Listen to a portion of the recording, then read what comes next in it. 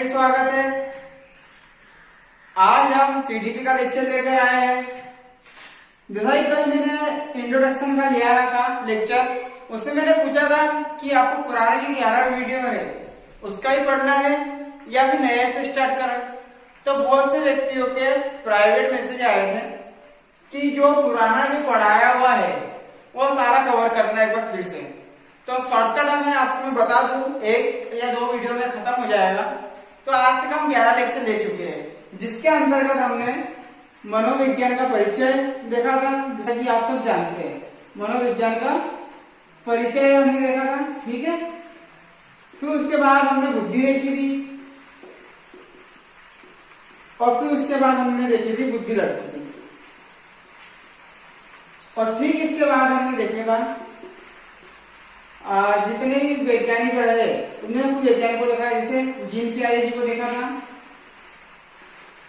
Skinner जी को देखा था, थॉर्नडाइक जी को देखा था, और इन्हीं के साथ में हमने वाइगोत्स्की जी को भी देखा था। तो और साथ ही साथ हमने डिसेबिलिटीज भी पढ़ी थी, विकार। तो हम सारी चीजों को देख लेते हैं। तो हम आज इसको मनोविज्ञान के परिचय को देख लेंगे और डिसेबिलिटीज देख लेंगे, और साथ ही साथ में जीन पियाजे, स्किनर और थॉर्नडाइक वगैरह को जितने भी कवर हो जाएंगे हम उतने देख लेंगे। ये 2 वीडियो में खत्म हुआ। 11 वीडियो का 11 लेक्चर हम 2 लेक्चर में खत्म कर देंगे। इनको भी अच्छे पूरे डिटेल में देखना हो और जाकर पुराने वीडियो देख लेना, जिसकी लिंक में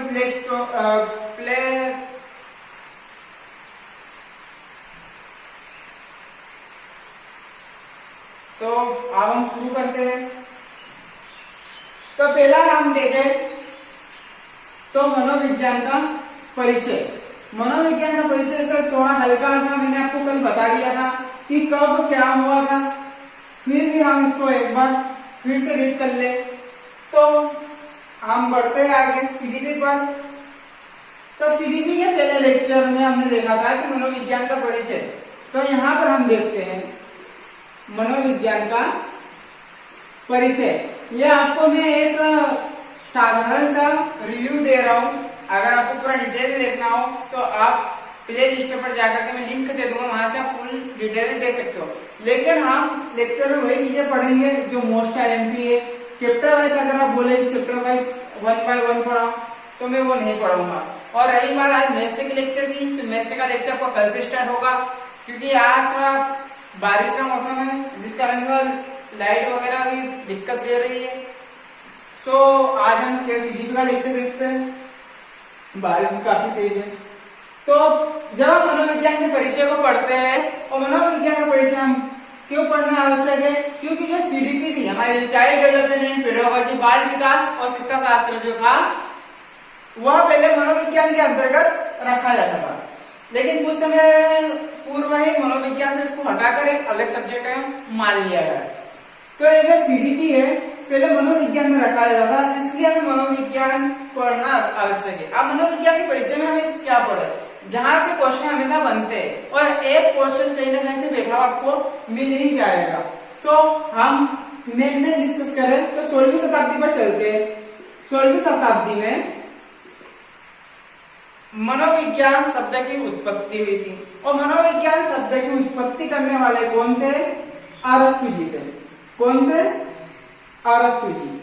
अरस्तु जी ने सबसे पहले मनोविज्ञान शब्द का के बारे में बताया था, और मनोविज्ञान शब्द के बारे में जैसे ही उन्होंने बताया तो वह इस शब्द को लेकर के गए थे अपने गुरु प्लूटो जी। तो यहाँ से क्वेश्चन आ सकता है कहीं से भी, हिंदी में हो चाहे सीडीपी में हो चाहे कहीं से भी हो, कि अरस्तु जी के गुरु का नाम बताइए। अरस्तु जी के गुरु का नाम था प्लूटो जी। हमेशा याद रखिएगा, कभी क्वेश्चन सा भी आता है कि प्लूटो जी के शिष्य कौन थे, तो अरस्तु जी थे। और इन दोनों का समर्थन करते हुए एक डेकार्ट नामक वैज्ञानिक आए, जिन्होंने 16वीं शताब्दी में मनोविज्ञान को आत्मा का विज्ञान कहा। हम लिंक बाय लिंक इसको याद करते रहेंगे। मनोविज्ञान को क्या कहा? आत्मा का विज्ञान कहा था। तो आप इसको याद करने में ट्रिक क्या रखें, अ के बाद क्या आता है? आम का आता है। अनार के बाद आता है आम का। तो अरस्तु जी, अ से कौन हो गए? अ से हो गए अरस्तु जी। और अरस्तु जी ने किस मनोविज्ञान को क्या कहा? आत्मा का विज्ञान। ठीक है, तो इसी प्रकार से हम इसको थोड़ा क्लीन करके आपको और अच्छे से बता दें कि मनोविज्ञान को 16वीं शताब्दी में आत्मा का विज्ञान कहने वाले थे अरस्तु जी। मनोविज्ञान को आत्मा का विज्ञान कहने वाले कौन थे? अरस्तु जी। और मनोविज्ञान शब्द की उत्पत्ति किसने करी थी? अरस्तु जी ने। और साथ ही साथ में इसका समर्थन किन किन लोगों ने किया था? आत्मा के विज्ञान को कहने में डेकार्टेस जी ने किया था। और साथ ही साथ में किन्होंने करा था? साथ ही साथ में हम देखे तो इनके गुरु कौन? प्लूटो जी। ऐसे 3 वैज्ञानिक हुए जिन्होंने मनोविज्ञान को आत्मा का विज्ञान कहा। याद करने की ट्रिक तो यही रहेगी कि अ से हो जाता है अरस्तु। और अरस्तु जी ने किसकी खोज करी? मनोविज्ञान को क्या कहा था? आत्मा का विज्ञान। तो अ के बाद आ जाता है आ। इस प्रकार से आप याद रख सकते हो। और बचे में 2 वैज्ञानिक कैसे याद रखेंगे? अरस्तु जी क्या है? गुरु कौन थे? प्लूटो। ये क्वेश्चन 2 बार मैं देख चुका हूं। तो अरस्तु जी के गुरु थे प्लूटो और इन दोनों का साथ देने वाले थे डेकार्टेस। वह आपको इतने सा कॉन्सेप्ट याद रखना है जो कि मोस्टली यहां से एक क्वेश्चन बैठता है। ठीक, इसके बाद आते हैं 17वीं शताब्दी पर। ये 16वीं शताब्दी का हुआ, अब हम 17वीं शताब्दी पर आते हैं। तो 17वीं शताब्दी में मनोविज्ञान को किसका? मन का विज्ञान। मनोविज्ञान को मन का विज्ञान कहने वाले कौन थे? मनोविज्ञान को मन का विज्ञान कहने वाले थे पंपनोलॉजी। पंपनोलॉजी। तो जैसा कि हम जानते हैं कि जो मन है, हम मन को किससे मानते हैं? हार्ट से। ठीक है, याद रखने की आपको मैं ट्रिक बता रहा हूं। अब पंपनोलॉजी ने अरस्तु के कथन को नकारा क्यों? उसके पीछे कारण है। ये कारण जान लीजिए, आपको सबको समझ में आ जाएगा। आप मुझे बताइए, मनोविज्ञान शब्द में क्या शब्द छुपा हुआ है? मन छुपा हुआ है। मनोविज्ञान में मन छुपा हुआ है। तो पंपनोलॉजी जी का कहना यह था कि मनोविज्ञान का मतलब होता है मन का विज्ञान, क्योंकि मनोविज्ञान में भी मन शब्द छुपा हुआ है। जब मनोविज्ञान में मन शब्द छुपा हुआ है तो यह आत्मा का विज्ञान कैसे होगा? और आत्मा का विज्ञान कब होगा? तो उन्होंने इसका डिस्कशन करा। जब उनके बारे में भी उन्होंने पूछा वैज्ञानिकों ने कि आप अरस्तु जैसे महान व्यक्ति के बारे में वैसे कैसे कह सकते हो कि मनोविज्ञान मन का मतलब आत्मा का विज्ञान नहीं हो सकता? तो अरस्तु जी ने कहा, और जैसे आप और हम जानते हैं कि मनोविज्ञान जो होता है, तो जो आत्मा होती है, हम आत्मा की पहले बात करें तो आत्मा मन के बिना, उन्होंने कहा कि मन के बिना आत्मा तो एक तरीके से देखे कि कोई काम की नहीं, उनका सब कथन था। तो मनोविज्ञान को मन का विज्ञान, इसलिए इन लोगों ने कहा कि मन जो मनोविज्ञान है उसमें मन शब्द छुपा हुआ था, इसलिए मनोविज्ञान को कहा मन का विज्ञान। अब इसको याद रखने ट्रिक, मनोविज्ञान मतलब होता है मन का विज्ञान, आपको याद रखना पड़ेगा। लेकिन हमारे ये जो पंपनोलॉजी है, इनको आप कैसे याद रखेंगे? पंपनोलॉजी को कैसे याद रखोगे? तो जो मन का विज्ञान है, मन को हमने यहाँ पे दिल से बताया है। तो जो दिल होता है, हमारा जो हृदय होता है, वो पंपिंग करता है, पंपिंग करता है। तो पंपिंग से हम यहाँ पर ऐड कर सकते हैं पंपनोलॉजी। अगर आपके पास इससे भी अच्छी ट्रिक होता वो भी यूज कर सकते हो, लेकिन मुझे तो यही अच्छी लगी कि मन होता है भाई दिल, और दिल करता है पंपिंग। इसी प्रकार से हम आगे चले तो इनके बाद आए 2 वैज्ञानिक, विलियम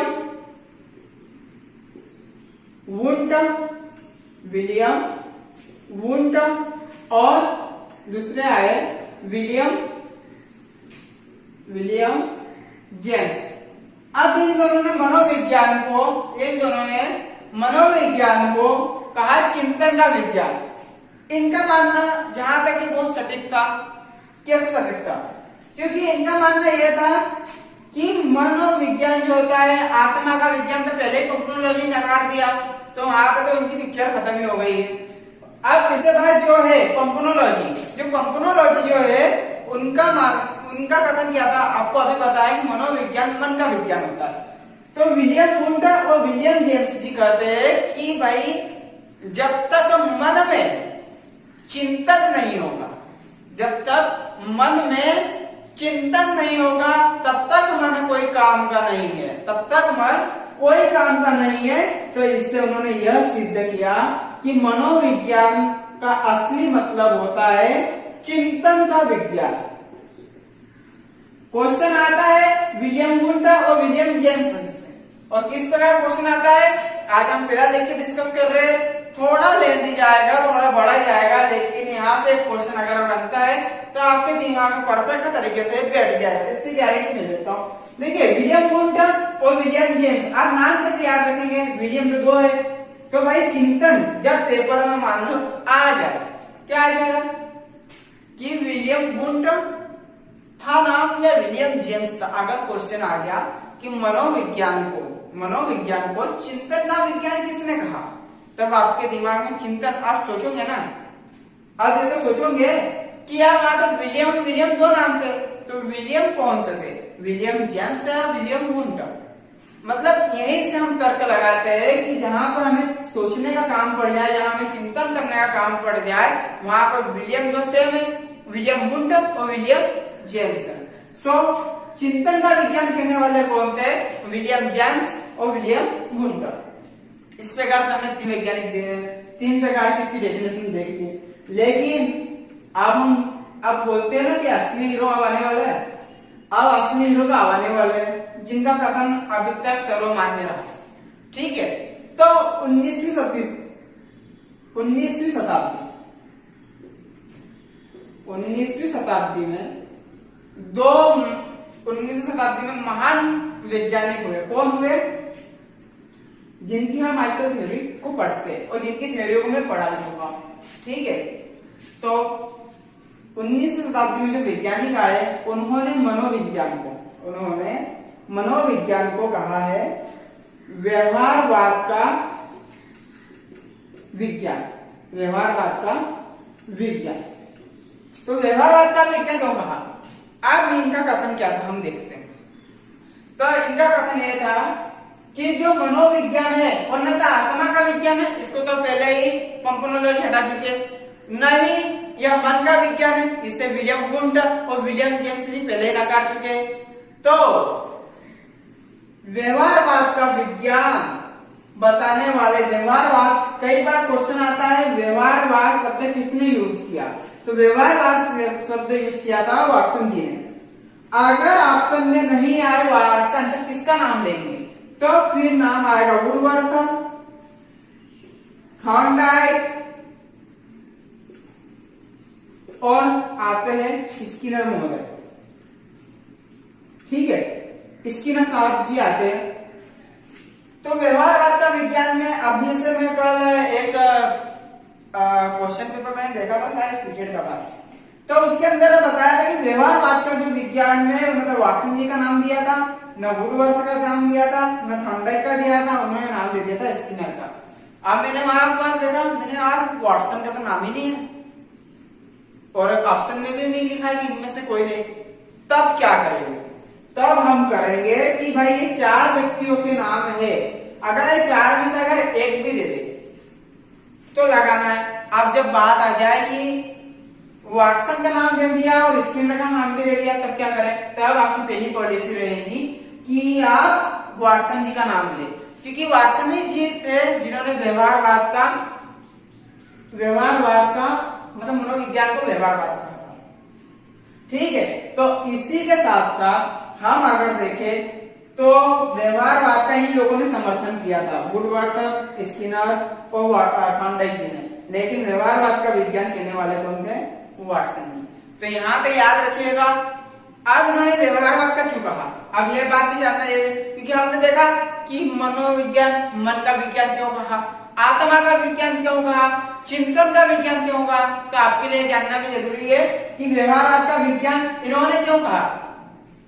यह मनोविज्ञान को यह जानते थे, इनका मानना यह था कि जो मनोविज्ञान है किसी भी व्यक्ति में आया परिवर्तन, किसी भी व्यक्ति के व्यवहार में आया हुआ परिवर्तन ही मनोविज्ञान है। कहते हैं ना, कभी कभी ऐसी कुछ बात हो जाती है और बोलते हैं अरे यार उसमें कोई मनोज्ञान नहीं है। आपने कई बार सुना होगा कि कोई व्यक्ति क्या है कि किसी को याद भी कहा कौन सी जगह पर कौन सी बात करना चाहिए।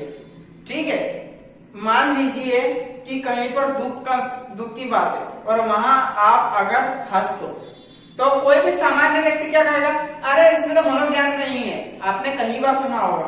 तो वहीं से स्टार्ट होता है कि मनोविज्ञान क्या है, व्यवहारवाद का विज्ञान है कि कहां पर हमें किस प्रकार से रहना चाहिए, हमारा व्यवहार कहां पर कैसा होना चाहिए, यही सब व्यवहारवाद में आता है। तो इसको वास्तव में व्यवहारवाद का उपयोग किया था और इसका समर्थन करने वाले गुरुवंश स्किनर फंड आ गया होगा आपको स्पष्ट रूप से समझ में। ठीक इसी लेक्चर में हमने पहले लेक्चर में देखा था, इसके अलावा कुछ चीजें देखी थी जो कि इंपॉर्टेंट है और जिसमें यहाँ से क्वेश्चन आया है। अब क्वेश्चन कहाँ से आया है हम देखते हैं। पानी के कारण गर्मी तो बहुत लग रही है। चलो देखो, पहली बात तो ये कि अगर पूछ लिया जाए आपसे कि मनोविज्ञान का जनक किसे कहा जाता है, ध्यान रखिए क्वेश्चन आते। मैं आपको ऐसे भी आपसे फालतू की बातें नहीं करूंगा मैं, क्योंकि हमारे पास समय कम है और हमने शुरू से स्टार्टअप करा है। अब जैसे शुरू से स्टार्टअप करा है तो सब आपको पता लगेगा। तो मनोविज्ञान का जनक आपके द्वारा किसे कहा जाना चाहिए? मनोविज्ञान का जनक अरस्तु जी को कहते। ये बात ध्यान रखिएगा और नोट डाउन करने से कई गुना बेहतर है कि आप केवल कान खोल के सुनिए, चाहे डबल इसको देखना पड़े।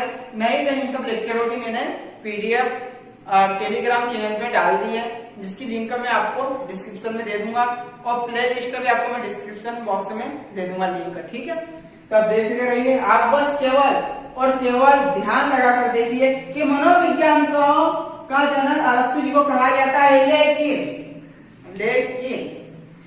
अब क्यों कहा जाता है ये चीज तो मैं आपको बता चुका हूं। लेकिन यहाँ पर बात आती है कि मनोविज्ञान का प्रायोगिक जनक, जिन्होंने प्रयोगात्मक रूप से बताया था कि जो मनोविज्ञान है, ठीक है, प्रयोगात्मक रूप से बताया था मनोविज्ञान के बारे में, वह कौन थे? तो याद रखिए जब भी पूछा जाए कि मनोविज्ञान के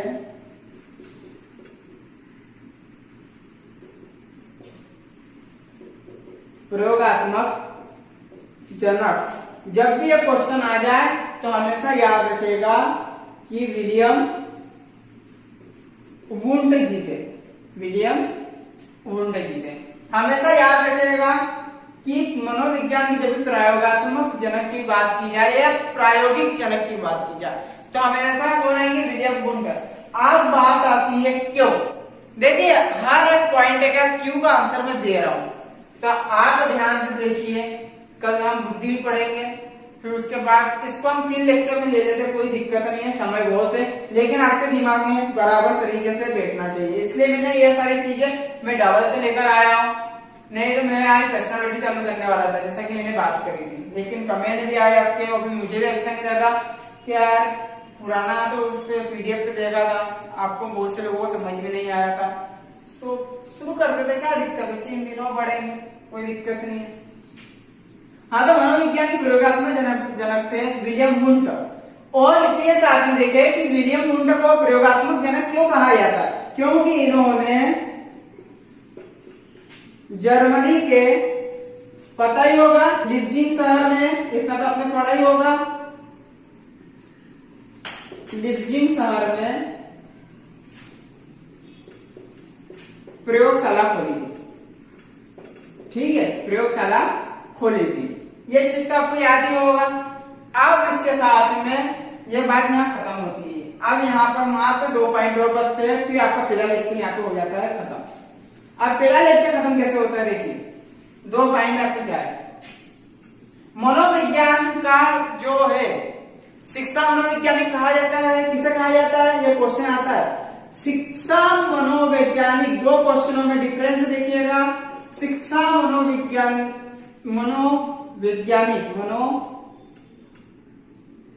शिक्षा मनोवैज्ञानिक कौन है, तो हमेशा याद रखिएगा साहब की ठंडक है, ठीक है। और अगर पूछ ले कि मनोविज्ञान को शिक्षा में लाने का विचार या सोचना किसने विचार किया था, तो यहां पर याद रखिएगा रूसो। ये क्वेश्चन हमेशा आपको उलझाएगा, थॉर्नडाइक का और रूसो का। शिक्षा मनोवैज्ञानिक का नाम लिया जाए तो आ जाएंगे थॉर्नडाइक साहब, और जहां पर आ जाए विचार लाने का, शिक्षा में मनोविज्ञान को लाने का विचार किसने कहा था, रूसो जी ने। ये चीज आप याद रखिएगा। अब हमारा ये होता है पहला लेक्चर यहाँ पर खत्म। ठीक, इसी प्रकार से हम दूसरा लेक्चर देखते हैं जो कि आपके सामने आने वाला है।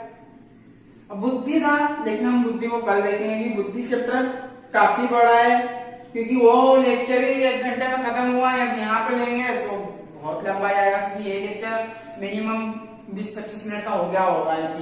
मुझे नहीं पता कितने मिनट का गया था। तो आज हम शुरू करते हैं थोड़ी सी हल्की सी बातें थॉर्नडाइक के बारे में। थॉर्नडाइक, अब थॉर्नडाइक जी क्या थे, कौन थे, कैसे थे, देखते हैं। थॉर्नडाइक कौन थे, एक अमेरिकी वैज्ञानिक। एक कौन थे, अमेरिकी वैज्ञानिक। मैं मोटी मोटी चीजें आपको बता रहा हूं, पूरा आपको देखना तो वहां से देख लीजिए। अमेरिकी वैज्ञानिक थे और एक ये पशु वैज्ञानिक भी थे, जैसा कि आपको पता है। साथ ही साथ में इन्होंने ASR थ्योरी दी थी, ये भी आपको पता है। और इसके साथ साथ इन्होंने किस पर प्रयोग किया था, इन्होंने किया था भूखी बिल्ली और मरी हुई मछली। अब कैसा प्रयोग था वो बता दूंगा मैं, आप देख करेंगे। इन्होंने 2 नियम दिए थे, जिसमें पहला नियम का नाम था मुख्य नियम और दूसरा था गौण नियम। सब मैं डिटेल्स में बताया। मुख्य नियम में 3 नियम है, गौण नियम में 5 नियम है। 3 नियम में होता है तत्परता, प्रयास और परिणाम। तत्परता, अभ्यास और क्या कौन सा है, परिणाम। ठीक है, तो यहाँ पर थॉर्नडाइक जी ने क्या कौन कौन से सिद्धांत दिए थे, सिद्धांतों के नाम कौन कौन से हैं। सिद्धांत उन्होंने मुख्य रूप से अगर बुद्धि में बात की जाए तो बुद्धि में इन्होंने बहुकारक सिद्धांत दिया था। ठीक है, बहुकारक किसने दिया था, इन्होंने बुद्धि में। लेकिन मैं कह रहा हूं, लेकिन इन्होंने शिक्षा में कौन कौन सा दिया, तो भाई याद रखिए, प्रयत्न व भूल का बताया था मैंने, याद रखना। दूसरा कौन सा था, प्रयत्न व भूल का था। हाँ, एक है त्रुटि का सिद्धांत, फिर आया था संबंधवाद। ये सब इनके नाम है, याद रखिएगा ना। संबंधवाद का सिद्धांत, और भी इनके बहुत से नाम है। और सब प्रयास व त्रुटि का था। ठीक है, प्रयास व त्रुटि का सिद्धांत। आगे बढ़ते हैं तो इन्होंने क्या क्या चीजें बताई थी, हम देख लेते हैं। ठीक है, इन्होंने मरी हुई मछली, जिसको इन्होंने क्या कहा था, उद्दीपक। उद्दीपक का मतलब होता है एस। ठीक है, और जो भूखी बिल्ली थी, हाँ, भूखी बिल्ली को इन्होंने कहा था एस, रिस्पॉन्स, अनुक्रिया। यहाँ लिख दिया तो मैं अनुक्रिया। तो राइटिंग शायद अच्छी नहीं है, पर देख लीजिए, समझ में तो आई जाएगी, कितनी अच्छी तो है ना। तो मरी हुई मछली और भूखी बिल्ली। तो जो भूखी बिल्ली है, इसको एक पिंजरे में बंद कर दिया। ठीक है, एक पिंजरे में बंद कर दिया, और यहाँ पर है इसका लीवर। इसके सामने आप प्लेट में अब धुआं बन गया है। हाँ जो भी है, मछली वछली इतना अच्छा आर्ट भी नहीं है मेरा। हाँ तो देखिए, ये भूखी बिल्ली, ये हुई मरी हुई मछली, ये मरी मछली, ये भूखी बिल्ली। अब भूखी बिल्ली को लगी ये भूख, अब भूख से ये मतलब तड़प रही है। अब ये बेचारी क्या करे, बाहर होती तो चूहे पकड़ लेती या फिर दूध पीने चले जाती, लेकिन अब इससे करती है पिंजरे में बंद। तब इसकी दुनिया कितनी रह गई है, ये चार दीवारी जो पिंजरे की है। अब ये भूख के मारे यहाँ पर घूम रही है, कहीं से यहाँ से आ रही है, यहाँ से आ रही है। अब वो गलती से आ गई है इस लीवर पर, इसका एक पैर रखा गया इस लीवर पे और ये जो है खुल गया। अब बिल्ली देखकर एकदम से आश्चर्यचकित हो गई। अब आश्चर्यचकित हो गई तो देखा, अरे ये क्या हो गया, कहाँ पे पाँव रखा हुआ है, खुल गया, सामने मरी मछली है। और जैसे पैर हटाया देखते हुए, और जैसे पैर हटाने से वापस से हो गया पिंजरा बंद। फिर कुछ देर तक उसे समझ में नहीं आई कि हो क्या रहा है, आखिर में हो क्या रहा है। तो फिर वो घूमते घूमते फिर उसको ध्यान में आया, यार यहाँ पर आया था, पाँव रखा था, फटक तो गया था, ठीक है। तो उन्होंने एक बार ट्राई करा कि बिल्ली भी बहुत, ये मान लो समझदार होती है। हाँ, पैर रखा, दरवाजा खुला, बिल्ली हो गई खराब, वो खा लिया मरी हुई मछली को। तो यहाँ पर अनुक्रिया किसने करी, क्रिया किसने करी, ये मरी हुई मछली तो मरी हुई निर्जीव है, ये तो कभी भी क्रिया नहीं करेगी। लेकिन क्योंकि उद्दीपक है, सामने उसे खाना है, लेकिन क्रिया किसने करी, क्रिया करी है बिल्ली ने, क्रिया करी है बिल्ली ने। वो दौड़ी, झपटी और इस मरी हुई मछली को खा लिया और पेट उसका भरा गया, ठीक है। तो यहाँ पर इन्होंने अनुबंध कर बताया कि जब अनुक्रिया किसी उद्दीपक को पाने के लिए जो प्रयास करती है, जब अनुक्रिया किसी उद्दीपक को पाने के लिए प्रयास करती है तो वो कहलाता है अनुबंध। जैसा कि आपको मैं अभी एक डेफिनेशन बता चुका हूं। अनुक्रिया जब उद्दीपक को पाने के लिए जो प्रयास करती है उसे कहते हैं, क्या कहते हैं, अनुबंध। आई बात समझ में? हाँ, तो अब इसके बारे में हम थोड़ी सी बात और कर ले और यहाँ सेशन हो जाएगा खत्म। अगर आपको सेशन अच्छा लग रहा है, मजा आ रहा है, तो लाइक शेयर सब्सक्राइब कर दीजिए, क्योंकि ये सारा कोर्स आपको पता है एफिलिएट फ्री है, कोई कॉस्ट नहीं लग रही है। तो हमारी फीस तो यही है कि आप लाइक से सब्सक्राइब कर दें, बहुत है, कोई दिक्कत नहीं, बस आप पढ़ो, सिलेक्शन लो, कोई दिक्कत नहीं। हाँ, तो साथ में हम बात करें कि इसका कक्षा में उपयोग, कक्षा में उपयोग। अब कक्षा में उपयोग क्या है इसका, बच्चे इससे अपना शब्द भंडार को बढ़ाते हैं, बढ़ा सकते हैं। बच्चों में प्रयास करने का, अभ्यास करने का एक मतलब क्या होती है, उत्सुकता होती है, या बच्चों से बार बार आप प्रयास करवा सकते हैं। फिर यह मंद बुद्धि वालों के लिए भी महत्वपूर्ण है। ठीक इसी प्रकार से हम आगे, तो बच्चा इसमें क्या है, इससे हम मतलब यहाँ पर इस सिद्धांत से हम जान लेते हैं कि बच्चा हमेशा त्रुटि करता है। त्रुटि मैं भी करता हूँ, त्रुटि आप भी करते हैं, और छोटे बच्चे हो चाहे कोई भी व्यक्ति हो, किसी भी कार्य को करने में। अभी मैं यहाँ पढ़ा रहा हूँ, हो सकता है मुझसे भी त्रुटि नहीं हो, क्योंकि 100% परफेक्ट कोई नहीं है। यहाँ तक कि डेटा का वो भी 99.9% बोलता है कि 99% ही वो कीटाणु मारेगा। जैसे हमने कल कहा था कि 30 में से आपके 25, या ऐसा भी हो जाए कि 20+, हाँ, लेकिन 20+ नंबर आपके आना फिक्स है। 25 अधिकतम और मिनिमम 20+। ये बात ध्यान रखिएगा, इतनी गारंटी ले रहा हूँ, 100% कोई नहीं जवाबदारी ले सकता किसी भी चीज की। तो ठीक इसी प्रकार से कक्षा में उपयोग की बात की जाए कि बच्चों से हम प्रयत्न करवा सकते हैं, बच्चों से त्रुटियां होती है, यह मंद बुद्धि वालों के लिए होता है, ये भी हम जानते हैं कि मंद बुद्धि वालों के लिए होता है, और बच्चे इससे अपना शब्द भंडार भी भर सकते हैं। अब बात करते हैं कि इस सिद्धांत को परमाणुवाद का सिद्धांत भी कहते हैं, बहुकारक सिद्धांत भी कहते हैं, संयोजनवाद का सिद्धांत भी कहते हैं, ऊपर मैं बता चुका हूं। अगर आपको सेशन अच्छा लगा तो मनोबल के लिए लाइक, शेयर और सब्सक्राइब जरूर कीजिए, क्योंकि यही तो हमारे लिए इम्पोर्टेंट है। बाकी तो सब आप देख रहे हो फ्री कोर्स है, आपके लिए एकदम फ्री लेकर आए। सो लाइक से सब्सक्राइब कीजिए। जय हिंद।